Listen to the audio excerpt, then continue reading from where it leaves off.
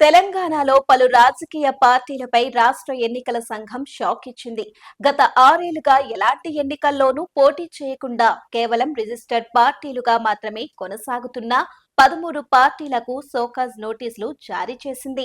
Party గుర్తింపును ఎందుకు రద్దు చేయకూడదో స్పష్టమైన కారణాలతో వివరణ ఇవ్వాలని ఈ నోటీసుల్లో ఆదేశించింది. రాష్ట్రంలో ఎన్నికల సంఘం వద్ద రిజిస్టర్ అయి ఉండి 6 ఏళ్లకు పైగా ఏ ఎన్నికల బరిలోనూ నిలవని పార్టీలను జాబితా నుంచి తొలగించాలని ఈసీ నిర్ణయించింది. ఈ ప్రక్రియలో భాగంగానే 13 పార్టీలను గుర్తించి చర్యలు ప్రారంభించింది. సంబంధిత పార్టీలకు నోటీసులు అందించే బాధ్యతను ఆయా జిల్లా కలెక్టర్లకు, జిల్లా ఎన్నికల అధికారులకు అప్పగించింది.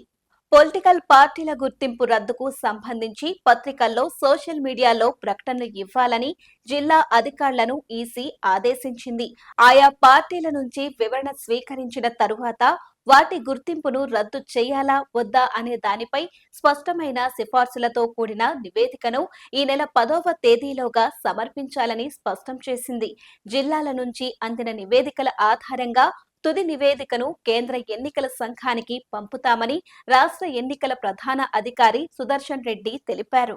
Telangana Karmika Rythu Rajyam party, Indian minorities political party, Jago party, national people's congress, Telangana Lok Satta party, Telangana minorities OBC Rajyam, Yuva party, Bahujan Samaj party, Telangana students united for nation party, Andhra Pradesh Rashtra Samaikya సమితి పార్టీ, జాతీయ మహిళా పార్టీ, యువ తెలంగాణ పార్టీ, తెలంగాణ ప్రజా సమితి,